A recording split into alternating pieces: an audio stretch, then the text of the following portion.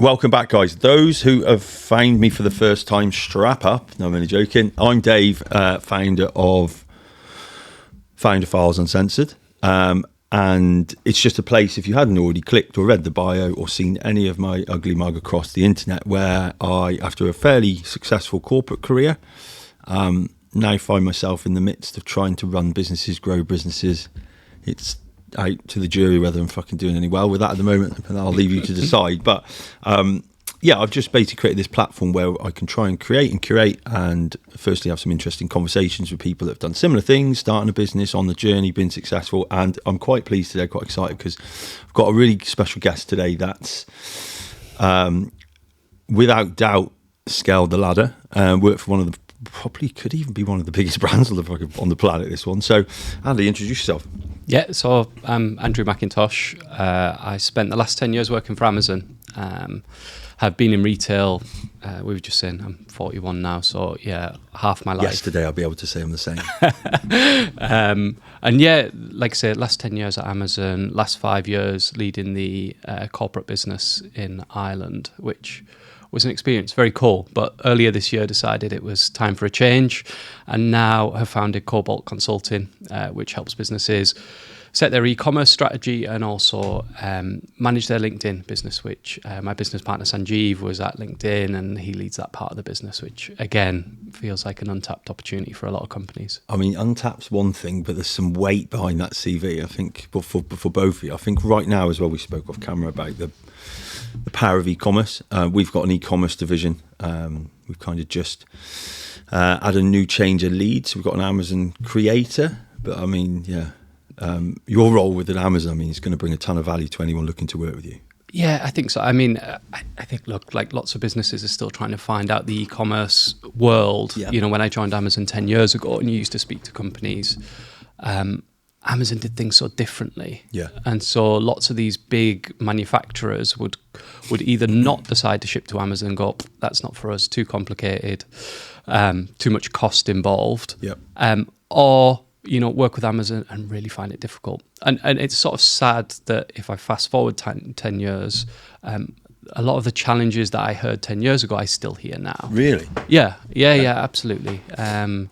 It doesn't take long for me to build an interaction with somebody that's dealing with Amazon, because all I have to say is, how's your business with Amazon? And they will list 3 or 4 things that are not working for them, could be better, et cetera, et cetera. And so what we try and do is demystify some of that. It is complex. Amazon changes things a lot of the time. Yeah. And then you couple that with the e-commerce market generally changing. I mean, Temu, TikTok, it's just really, social commerce. Would I be wrong in suggesting that's a fairly good reason eBay changed some of their major principles on listing fees? Was it listing fees? Yeah, absolutely. Yeah. And Temu Local come in, JD.com. I mean, that was only 12 months ago, because I knew one of the guys that was heading up the local program. I can't remember his name, but he talked to the numbers. I mean, they've got more subscribers, if you call it, than eBay, right? Was it over 19 million? Yeah. I mean, fascinating. But he's done a very interesting model, I guess, for those out there into this stuff. He's investing heavily in the a bit like a TikTok's done, really, isn't it? Yeah. I think if you look at Amazon, one of the guiding principles is we don't I've been out of Amazon for 7-8 months, so sometimes I'll say we, and I don't mean we. Let's use we, mate. You were there for 10 years in a position like that, mate. That's fine. We don't obsess over competitors. That's one of the tenets that Amazon has. We focus on the customer. Yep. But with arrivals like Temu, like TikTok, you see now Amazon launching Amazon Haul, which... I don't know this. Yeah, it's probably gone under the radar for a lot of people, but if you go on your Amazon app now and look at Haul, you don't see that sort of... And people argue about the structure of Amazon, but I think most customers now get the structure of Amazon. Lots of selection, lots of things going on, but broadly sort of understand the flow. If you go to Amazon Haul, it's completely different. It's deals, it's flashy things, it's basically all the fucking sort of stuff I hate. Like Temu gives me a headache, mate, and I think it's scammy. But obviously, I'm probably just of a generation that's not been born up on it. Yeah, because there is a lot of people obviously buying from these platforms through that complete shift in how you're being fed information, right? Yeah, I mean, I think TikTok. I read something the other day that 65% of millennials now start shopping journeys on TikTok. Wow. Amazing. And ChatGPT now coming in, more shopping journeys are starting there, either customers doing research. That affects Google. Yeah. I mean, that's the other thing there when you talk about how. Yeah, absolutely. I mean, you see the deal that Amazon's just agreed with OpenAI now, No, go on. 38 billion AWS. So, like, how does that fit? I mean, AI and AI shopping and AI search is such a hot topic, which I don't think anybody really has a good grasp on how that's going to net out. No. So before we, because I've been waiting for this forever. Tom, you're going to have to keep an eye on the time as well, because we're going to do it a while. We'll have to do another one. So before we go back onto you, because I want to make this, obviously, it's about you, mate. Yeah. Since we spoke and we connected through LinkedIn, I think it's good to explore that journey. That's especially for people that are watching this. You know, I always put myself in a position of sitting the other side of the camera 10 years ago when I was fucking watching Dragon's Den every week and all the rest of them. I think if people who have done our jobs and been there and done it and sweated it, it's good to try and pass on some of that. I suppose the insight. But talk about that deal a little bit. What do you know for anyone that's not watching? 'Cause I haven't seen any of it. I mean, I'm not on the inside of it, but you know, it's. But what have you? What's it? I mean, effectively, it's for AWS to provide server capacity to ChatGPT and OpenAI. But I think it Didn't it all go down the other day? Yeah, yeah, absolutely. But I think it's a first step on a journey. Like, Fine. if you look at how Amazon in the past has expanded in these areas, and Yep. probably there's a lot of argument to say Amazon is a little behind, certainly on the front end of AI and large language models and all of that kind of stuff. They have Rufus now, which is their sort of assisted AI shopping assistant, but I think probably adoption is still quite low on that, and customers are looking elsewhere at these other, you know, Perplexity and ChatGPT. What great! I just love them all. Perplexity, Claude. It's amazing. It's amazing. I focus a lot on it. I focus a lot on trying to use it. A bit like, so I always coin this: AI is to be seen or should be seen as like Jarvis and Tony Stark in Iron Man. Yeah. You know the way he's.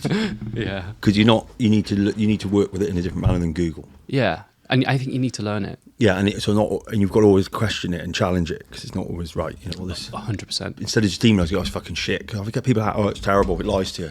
Well, so do fucking people. Yeah. Like, but for us, I mean, for us as founders, business owners, whatever, the barrier to entry now in doing that kind of thing is so low. Yep. So, and I think that's a good thing. That's Yep. a really good thing that it for brings. what? For a short opportunity window, and then all of a sudden, I the think competitive people landscape. thinking about how do you take that next step. Yep. You know, for me, it was about taking a bit more control, having experienced one thing, experienced corporate life for a long time.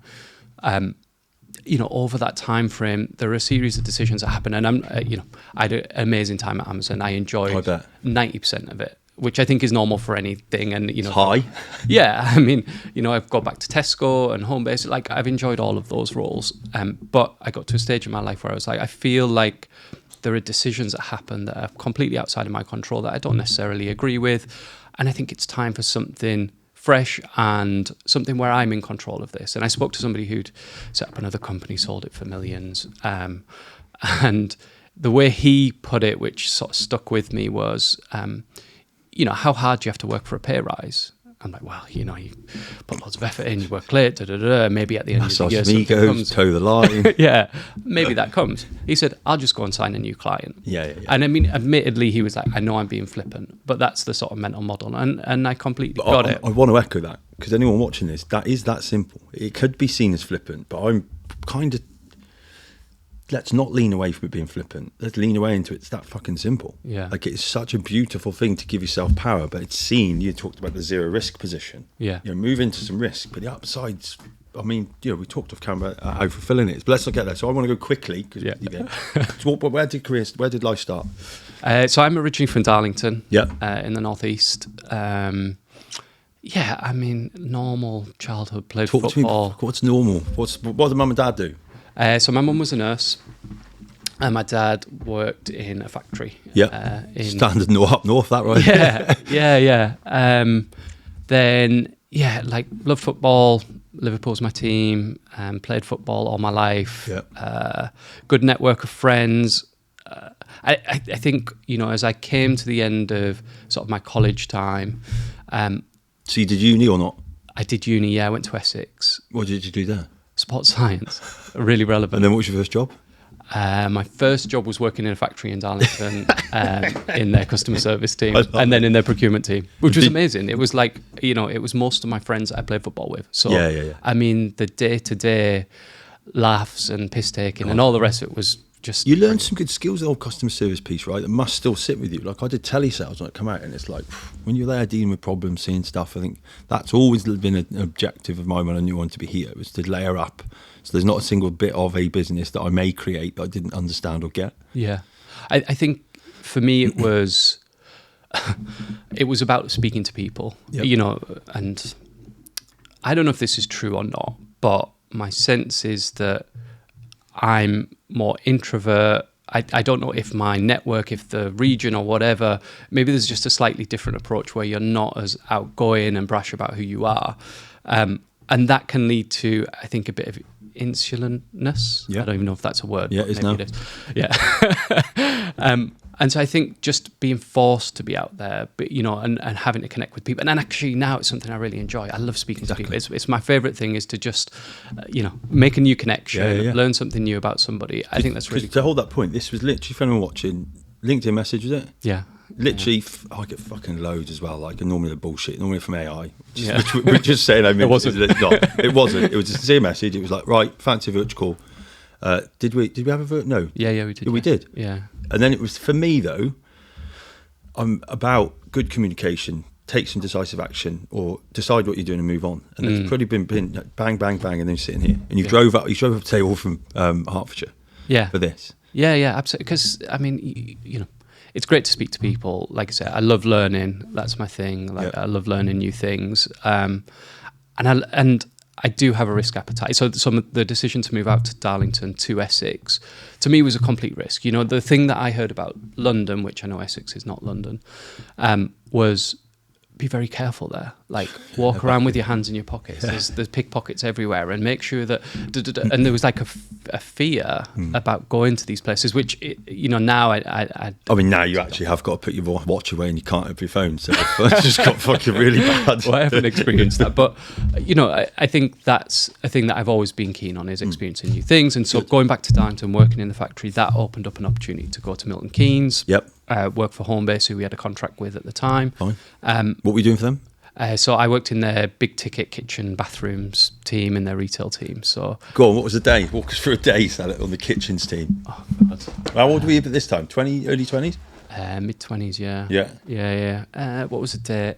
I mean, lots of data analysis, Right. a lot of reporting. Okay. But again, You like that? Yeah, it was another step on. I hadn't envisaged this career. I didn't go to uni to do sports science and think, okay, I'll work in kitchens at some point. That wasn't the dream. But again, I was learning so much. Yeah. I've always felt fulfilled if I'm learning a lot. Agreed. And then, from going to Homebase to Tesco, joined Tesco at a strange time. How long were you at Homebase? 4 years, 4.5 years. So we're late 20s. Late 20s, yeah. Tesco as... So in their electrical team, so again, commercial category lead type role. Okay. Was there for a couple of years, joined at a strange time. Tesco had been through such... So how long ago? 10 years? Was that the Booker, just before the Booker buyout and all that, was it? Yeah. Just? Yeah. Oh, my 15. Yeah, I was joined Monster at 2016, so Yeah. about the same year at Tesco. Okay, 2 years of that.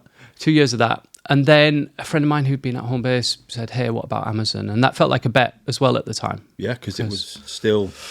It was still growing. It was, I think now in the UK it's over 30 billion business. I think It at is. the time, it was 90% customer satisfaction rate, 15.5 million Prime users. Yeah, and I mean, if I think of like my journey, getting to Amazon was like that learning thing was just off the scale. I bet.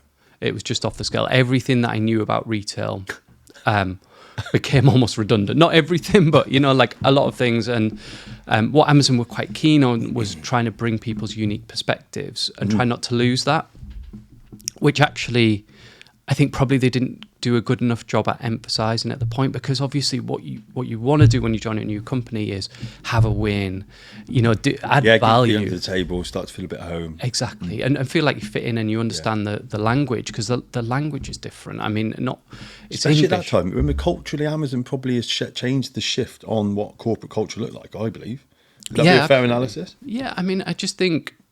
More open, more accepting, health conscious, like not just fucking waving a flag of we treat our staff. I mean, what's the Amazon head office and stuff over here like? It was Yeah, I mean, it's a tough place. And I think... Performance-wise. Yeah. Yeah. The bar is super high. The the expectations are really high. Good. Which works for some people. It doesn't work for everyone. So attrition in the early stages generally was a bit higher than probably other businesses that I worked for.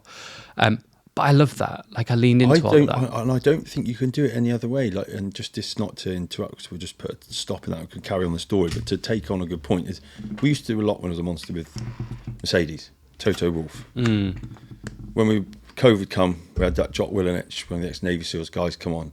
Now my character type at the in Monster used to be a bit, I'm objective oriented. Right. Like, suck it up, buttercup. We need to get this fucking done. Have a little cry about it after. Yeah. Very military orientated. Not, you could say.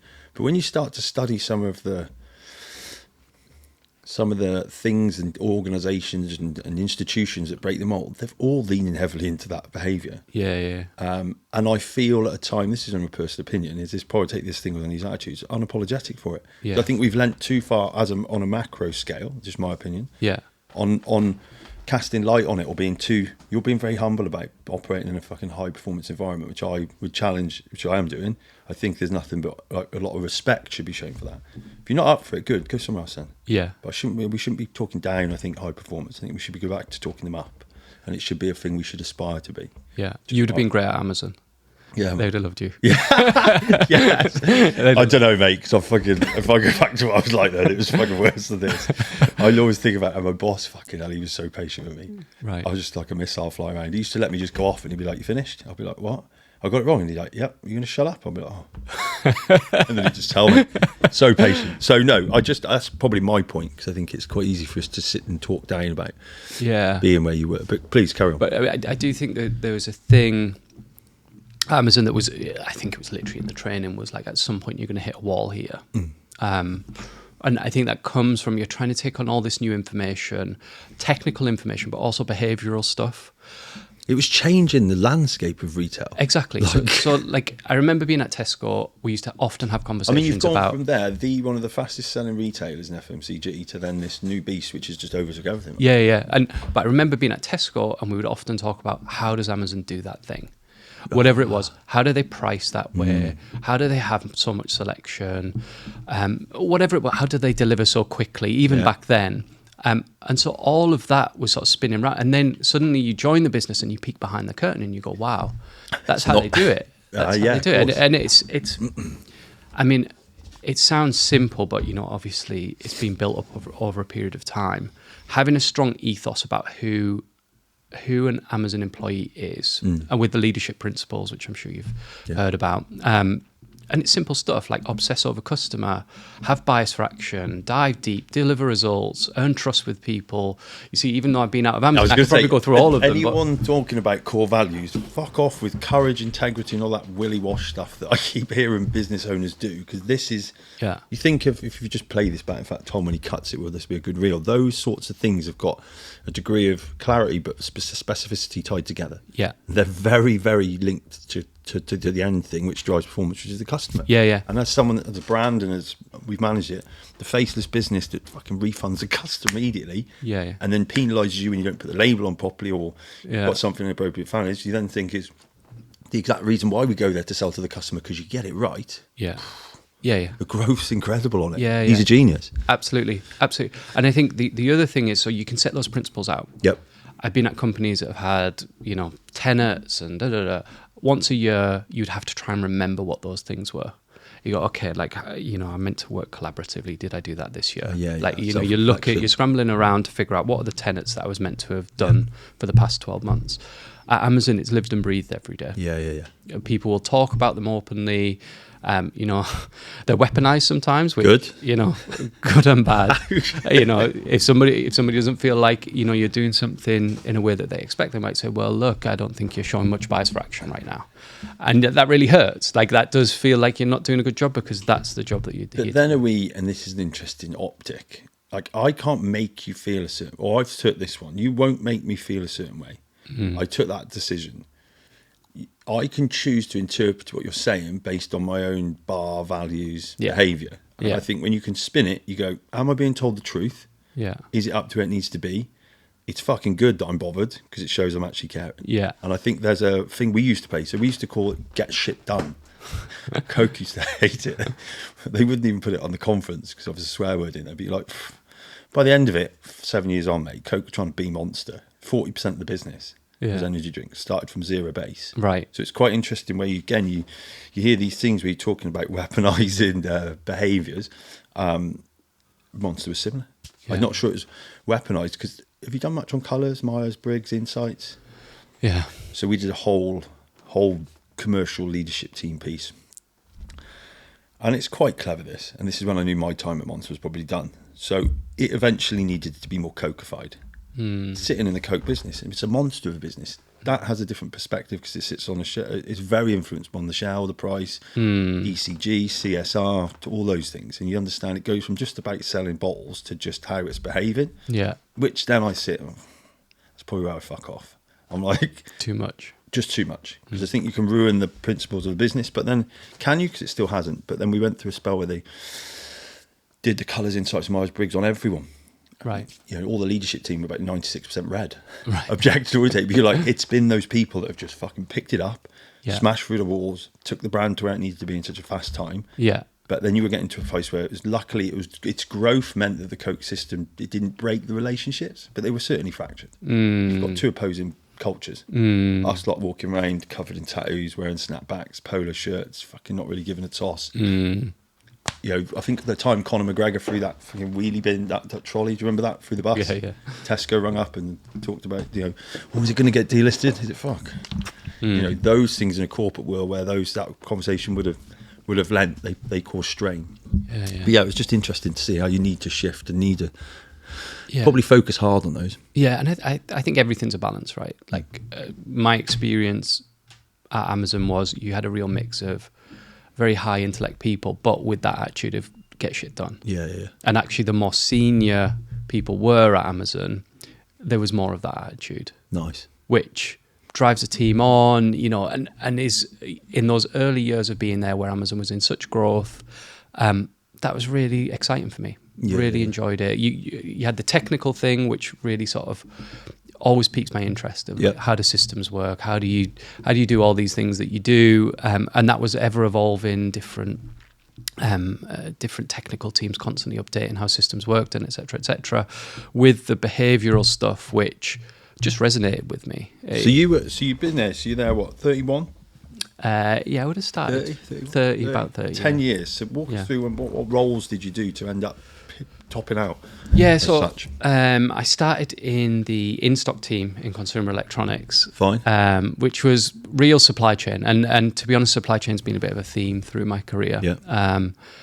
I like nothing better than walking around a warehouse. And I don't know. So underwhelmed on a take. So coupling that with a commercial element was always important. So I started in stock, did that for 5 years, around various teams in that kind of world, and then took the Ireland role, which was,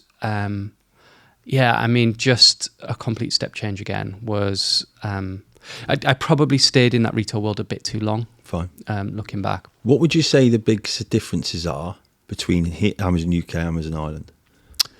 Oh, just Amazon UK is the third, I think, largest marketplace that Amazon operates. Amazon Ireland is around an era for Amazon generally. Yeah, haven't they just got live there with Amazon? Amazon.ie launched earlier this year, and that was a big part of what I was there to do or push through, was to get the Ireland launch done. But even previous to that, you had a lot.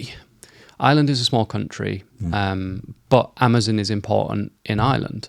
It's still, number one e-commerce player there, and there's a lot of customers adopted it. So it was about how can you make that customer experience better, even without Amazon.ie coming, which was interesting. I mean, when I started there, you had COVID, you had Brexit. Brexit was... You play it back, it's been a bit of a roller coaster, isn't it? Yeah, I mean, there was never a steady ground. We had lots of plans for what we wanted to do, and these sort of macro events would come up, and then you just have to pivot and crack on. COVID, mate, boom. I mean, that's a big help. I had a food delivery business at the time. It just fucking... Yeah. It was like coming off a trampoline. Yeah. But then it's like... And I think that the echoes of COVID still play now is... Everyone goes crazy. Everyone hires a lot of people. Everyone builds warehouses, delivery centres, whatever. and then it's like, what is the recoil. true Where's size of it this gonna business? sell? Exactly. And I think Amazon is still feeling that. You see last week the announcement about 14,000, I think, people Jobs. will be made redundant. Yeah, which sucks. And I think some of that is COVID. Not all of it, but I think some of that is still a COVID repercussion that's there. Fine. So with 10 years in, like, I'm going to take that. He bought me a birthday card, which is quite. I mean, it's the first birthday card I've had today, Andy. So I'm doing this on camera for sure. I feel really special. 42, mate. Thank you. No worries. Congratulations. So yeah, I've got this. It's not that impressive a card. So Mate, so this is the first birthday on the podcast. Andy, very, very kind, mate. This sort of stuff. I'm just wondering if the price tag is still Yeah, I on know. It's there. like, where's the money? Sorry. You don't put money in it. Fucking take When it the back. business is a bit more mature. Look, that is super, super kind. So let's talk, before we move into the new stuff, Tom, how long have we got?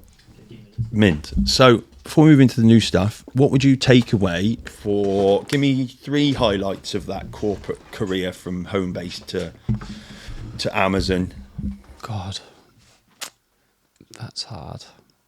3 highlights. So if I think, Standouts, highlights, things that are just etched in your mind, when I'm asking that. What's the first 3 things, just generally? I mean, the first one that springs to mind is obviously Amazon.ie. Yeah. Why? Well, Amazon doesn't invest in marketplaces lightly. I think there are 20 now worldwide, maybe 10 or so in Europe.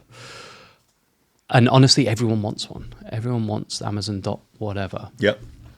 So to make that case for something I felt passionate about, So you're a real driving force behind that then? as part of a team, Yeah. like I felt passionately about it. Yep. The customer experience of customers shopping on .co.uk, I didn't feel was what customers deserved. I felt like we could do a much better job of that. Yeah. And so to get Amazon.ie above the line is amazing, and to see it now in practice out there, doing what it do is really cool. Like that feels like a Mate, good that's thing. bang on. That's the one. That's the first. That's definitely a massive. Yeah, it goes downhill from here. I think. That might be it. Oh God. So aside from that, you probably picked up, like, I'm not, maybe Northeast thing, but like I'm not very comfortable with sort of celebrating success. I know you're really pushing I'll try that. but I'm like, I feel happy about getting into some of these places. Like, I don't have, And let's celebrate that. Because I'm going to drag. I think that's a great one. Again, but not to cut you off, because I like doing this. There's people watching this where I was trying to have a value. If you're fucking sitting there in the position where someone as successful as Andy is, and there's nothing wrong with, by the way, I'm probably, between the two of us, we probably land in the middle because I'm fucking completely the other end of it. But I think it's if anyone's listening to this about its point of sitting there and saying you're proud of yourself, is that essentially what that means? Yeah. Fucking right, you should be. Yeah. Yeah, man. Yeah. That'd be top of the fucking chain. Yeah. Do you know what I mean? And then you get a smile like that. I think it's, yeah. Because I think back to and again, not to be too Amazon specific, but I'd say Amazon is, it's 10 years of my life. It was longer than anything else. Isn't that 20? Oh, shit, maths. I shouldn't have opened my mouth. 25% of your life? Yeah. Fucking not bad at maths, actually. Take that. Very good. I mean, I remember an old director, he said Amazon's the place where overachievers go to feel bad about themselves. And I definitely had that experience for quite a while. The hiring bar is so high. They did this thing where they would send an email out as soon as somebody new joined the business. And people would say, tell the company about their experience and their team about their experience and whatnot. And every one of these that used to come through, I'd be like, oh God, like, I don't have an MBA. I didn't do economics at university. I didn't. I didn't. And it took a while for me to get past that. And not that I wouldn't say it affected me in terms of like my day to day, but definitely from a confidence sort of type. So let me dig into that. I think it would have had an effect, guaranteed. Yeah. I reckon it must have pushed you on. It couldn't have done the opposite because you wouldn't have achieved what you did. Yeah. It didn't make me think, oh God, I need to shy away. It just made me think. You felt uncomfortable, which I would get. And I think this is another people think. I think the world right now is talking about fucking anxiety. Good. Yeah. You need to. Don't ever want that to go away. It's part of us living, but there's decisions we make when we face it, right? Yeah. If you'd have had that imposter syndrome. Yeah. The analogy you use is brilliant, but then you lent into it still. Yeah. So people could see people in your position of being successful. It still have the same feelings as maybe the first job you had at home base, the other end of the scale. I think it's probably talked me around to a highlight actually, which is those same people that would join in the business. When I first started, as I matured through my career, would ask me for help, and would after leaving Amazon will still come to me and ask me things. And I think that's quite a nice thing. Like I really value that. And yeah, it wasn't easy to cut. It took time to get, and I get it now. I don't know if you've had the same thing. When you start out on your own, it's like, but I'm much better. You have those same feelings of like, am I ready for this? Am I doing a good job? Day, man. I'm sitting in the sauna normally getting a cold shower. I've got to and go it's so at it difficult again. to switch off. Yeah, right? yeah. But when you do your own thing, I have always struggled with switching off. My wife would tell you that freely. And owning my own business, I always thought, well, it'll just be the same, and it's not. It's not. The amount of time I spend on it, but I enjoy it, and so and I enjoyed Amazon as well. But like I know that this is. But there's a bigger light potentially at the tunnel, at the end of the tunnel, right? Yeah, because you're in complete control of it. Yeah. Especially, I think, and here is a plus side that I'm sure you've thought about. It's back to what you guys said. You can go and win another contract. I mean, you just spoke. You're talking to some big blue chip brands off camera. I won't mention them at the moment for obvious reasons, but fucking normal people can't do that. Yeah. If that happens to turn on within 8 to 10, 12 months, yeah. I mean, you've just six and a half figure, extra business, and it becomes a different space. Yeah. But I think it'll be a similar. I'm very different to what I was 10 years ago. Very different. More grey. Actually, I started going grey at uni, so I don't know. Maybe the same. I can't say shit. Maybe the same. But doing things like this, no chance. Yeah, you're going to have to lean into it more, right? Yeah, 10 years ago, no way. Yeah. Now, public speaking and stuff, I'm much better than What would you have said 10 years ago? God. Not a lot. You'd have had 5 minutes. Yeah. I'd do 40 seconds of me being even more swear words and less knowledge. Do you know what I mean? I think this is a journey. I think it's something I've got a bugbear. All these idiots, 18, 19 on TikTok as life coaches and stuff. I'm like, fucking hell. What? I don't see how that, like, there's any substance to it. And I'd reflect, like, I wasn't able to be in a position where I could talk about anything because I hadn't done anything. Yeah. There's no experience. I think even now, I'm not saying I'm amazing. I'm just a fucking bloke that's tried to do loads of stuff. Some of it's worked really well. Others been an absolute car crash. Yeah. Just sharing that experience. But I think I don't think you should underplay that, because my personal feeling is that with automation, with AI, more people are going to have to think about this kind of stuff. I completely agree. And I think the barrier for entry is getting low, which is a good thing. Yep. It is a good thing and a bad thing, because some people will make mistakes, but that's okay. Yeah. And so as corporate companies leverage these things and I think people will have to be less reliant on some of those previous roles, and they should be more entrepreneurial. I think, and again, we talked about this before, I don't feel like an entrepreneur. I think I'm a business owner. I've seen entrepreneurs who are... Give you 12 months and I'm going to send you... Yeah. We'll do a voice call, a video call. But I think that skill and that passion and that energy should be something that's talked about more in schools. I remember doing business studies way back when, too long to remember. But it was like, what's a private company? What's a public company? Which is important, but like, how do you drive that innovation in young people when, with the best will in the world, you haven't been down the path, and so everything is possible. Absolutely. And I think impossible in my mind. And you spoke about bringing people into your business, straight out of college and etc., which is amazing. Like, we do some stuff with Leicester de Montfort, which is cool as well. Like, I love the energy that people bring. Yeah. And I think that's amazing. Like, how can you harness those people and get the creative stuff that that we wouldn't see. Exactly. He's Tom and Aidan, Jahan. There's been loads of them. Kyle's with us at the moment.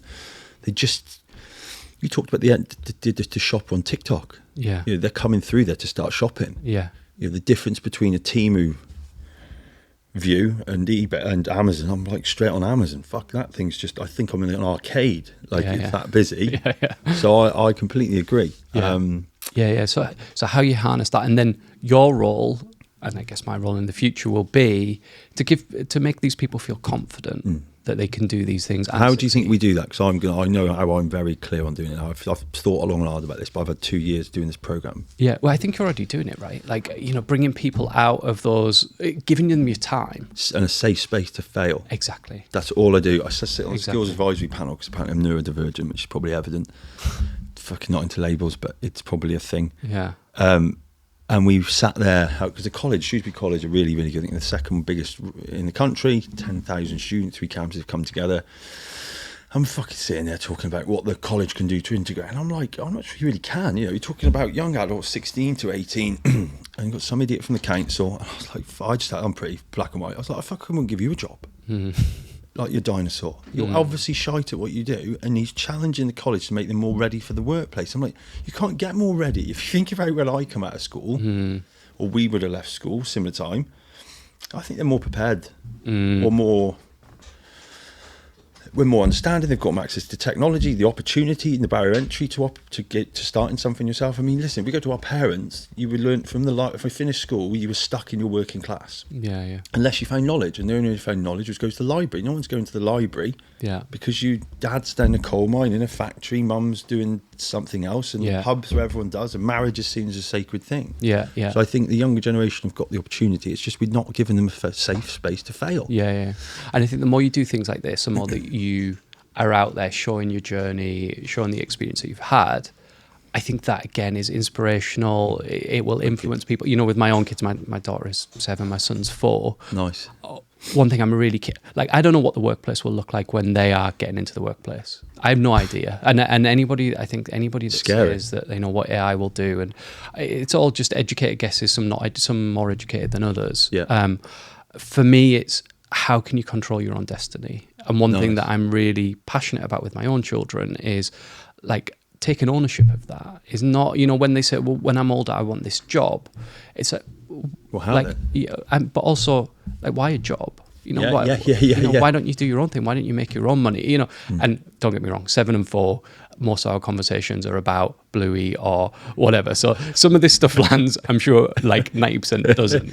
But I want to make sure that I'm imprinting that, and that they know they have options. It's not wrong to want a job, by the way. No. It's just when I was growing up, I was the same. What job am I going to have? We're so focused on that, wasn't it? I don't think it's out, but it's like, well, what do you want to do? It's like, well, I mean, I change if I look 25. I left the army at 25 to 31. Fucking hell, I was a different bloke then. I'm probably a different bloke now. Yeah. What? I don't think they're the right questions. What does your wife do? She works for John Lewis, actually. Fine. Yeah. Marketing.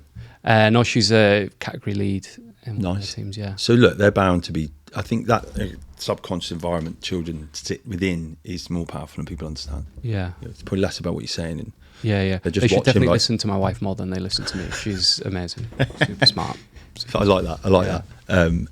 So look, now we've got a few minutes left before we've got to wrap this up. What's your aim now with Cobalt? What are you looking to do? People watching this, share some insight, because you've got, without shadow of doubt, especially with the business partner, we touched briefly on having a similar significant position role in LinkedIn. So you're about to walk into an agency where you've got a lot of advice sitting there, which is super, super rare. Yeah. So talk us through a bit more Cobalt vision, ambition. Yeah, I mean, I think for us, it is mixing that experience with our associate base who have been working either outside of these platforms or within these platforms, to give people the best possible strategic advice. And, there's a lot of players in this space. Like, I definitely understand that. But, if you're looking to set your e-commerce strategy, if you're looking to think about how you do your own personal branding, your business branding, acquire talent, do business development on LinkedIn, we can give you that sort of, like, what does that look like on the other side, but also, like, how do you do it externally? And so it's really about, like, how you sort of strategically want to grow your business through those channels. Yeah. And yeah, that's roughly it. We're here to try and make things simple, which often with these things, they can feel a bit overawing and overly complex. And I think people can put too much of an onus on making them complicated. Yeah. There's nothing better than simple. Yeah. I look at some of the big 3 things. Well, we always talk about the big 3 all the time. Your big rocks, there's that principle, isn't there, about you have a jar, rock, sand, etc., big ones, and then fill. Yeah. I think there's an element to that, and I have it a lot since we both talked about getting comfy with consultancy. Strange, but just having 3 big objectives that daily, weekly, monthly, if you just focused on that and nothing more, the ship would turn in a big way. Yeah, absolutely. And I think in each of, whether you talk about e-commerce, whether you talk about LinkedIn, I think a lot of companies have best intentions, but it's hard, and you talked about blue chip companies, these guys have teams of people thinking about this stuff who are experts, that, might need occasional sort of point in the right direction, but mostly, have got it nailed. And then you sort of work your way down to people who maybe play in that space, maybe think it'll be okay. It's hard to keep on top of these platforms and make them work for you. But when they do, oh, it's amazing. So we've got a body tape fashion brand. Right. Mishy, it's tit tape basically. So Gareth's my old business partner, one of my best mates. He's just since left the business for other reasons. But him and his wife started this brand. First year on Amazon, 229 grand. Yeah. Boob tape. Yeah. Second year, China copied it, run into all the other problems. He'd done his first business. But you tell me where you can sit literally somewhere at home and he'd learnt it. I mean, he's a genius anyway, but he'd just gone and learnt something that delivers £250,000 revenue. Yeah. Like incredible. And then we did it last year. I'm just trying to reorganise a team to push it because it went to doing 500 units again last June, just out of nowhere, organically grown again. So it's shown over 2.5 years. It's like been up there, come down, been copied, stood the test of time. It's not even got a website before. So the e-commerce platforms are massive. And then TikTok's another game changer. I mean, it's completely different to Amazon. How you think about it. So again, if you've got an e-commerce team and you're thinking about, lots of companies are just getting familiar with Amazon, even though it's been going forever because the rules change. It's so different to anything else that's out there. But then TikTok comes and flips the game again.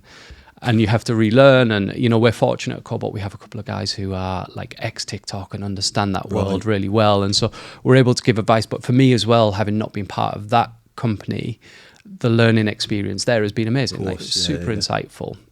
But it's just, and I think with the example you gave about your friend, I think that shows a couple of things. Like one is the ease of getting onto Amazon and testing a product, and not just testing, making it a success like your business partner did, is one thing. But then secondly is how do you then navigate that sort of that post 1 year, post 2 year? It's probably has a bigger task to do that than the initial bit, without a shadow of a doubt. I've just seen that. I'm learning nowhere near as sort of experience you've got, but that's quite a good point. And it's also like, then once you get to that stage of having a proven product, like once you're on Amazon, everyone's going to come in. Everyone will be picking up that data. There's a million tools. Then, isn't it? Yeah, there's a million tools. You've got to defend your brand. Yeah, I mean, and that's religiously through data. Like everything's data driven. Yeah, but you take your eye off the ball for a month. Oh, it's gone. Yeah, and we looked at it last month. We've spoken to clients that have done.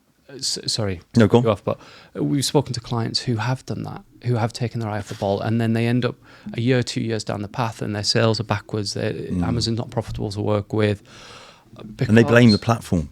Well, yeah, I mean, they say Amazon's cruel. It's not. I mean, Amazon is customer oriented, right? It's customer is first, and that is the not to speak too much about other companies. That was one other thing that really struck me with Amazon was, if you think about how Amazon prices, for instance, it is about how to be cheapest in the market because that's the best thing for the customer. They're not going to go out and trash prices. They're just going to find whoever else is in the market. That's value, right? That way. That's not necessarily cost. Or and what that's doing is building that customer trust. Yeah. And so I think, again, that's what separates Amazon out a little bit from the pack. But the other thing is the customer service ability, because you've got the customer service scores and not satisfaction 90%, which is incredible for any platform, isn't it? But that makes it hard for vendors and sellers to work with at times, because you mentioned before off camera about returns and things like that. Like all of that costs money. Amazon fees are high and high relatively. But then look, I think we're back to this thing we said. Nothing's good's easy, right? Yeah. But then you get it right, and it's really can be fruitful. Yeah. But in your friend's example, it's like how do you take the second stage? Yeah. Which might be off Amazon, by the way, because what Amazon is amazing for is providing a litmus test to offline retailers and other retailers about, and then you look at how well this. Yeah, exactly. And then suddenly you're in 600 stores. And you've got multi-channel stuff. Like for me now, if you want a business to be safe, you need to be doing all this, all concentrate on a channel. I don't feel it. Yeah. There's too much AI. There's a lot of experience. Cost of getting into the market's come down. So I think you can do D2C, B2B, and e-commerce pretty well and make them work for each other. Yeah. So if you're interested, if you're an e-commerce brand owner, you're on Amazon, don't bother with D&G anymore. Andy Scovolt's definitely one for strategy. No, I'm sure we're going to work together and do some stuff. But look, if you're after advice, I think it'd probably be good. You have talked about me coming on your podcast, but I think it'd be good to do a Cobalt orientated, like, e-commerce basics together or something. So if you're watching this and you've got any ideas, if you've got any questions, put them in the comments bit below. If it's negative, don't fucking bother because I'll delete it. No, I'm only joking. It's all feedback. Yeah, it's all feedback's a gift. Feedback's a gift. See, this is the difference between me and you. I've been out a lot longer. Yeah, I've been out a lot longer. Andy, absolute pleasure to have you up here, mate. Any final words? No, just thanks for having me. Looking forward to having you on our Deep Blue podcast. Yeah, is mate, that a plug? Is that plug it? Plug it away, mate. And then Tom will put up a link. It'll be in the bio to your business. And then so we'll signpost you to where the business is. So if you've just got questions, reach out. I'm sure Andy and the team would love to get back to you. That's LinkedIn and Amazon. Great. Mate, I've enjoyed your story. Yeah, thanks for having me. Top man.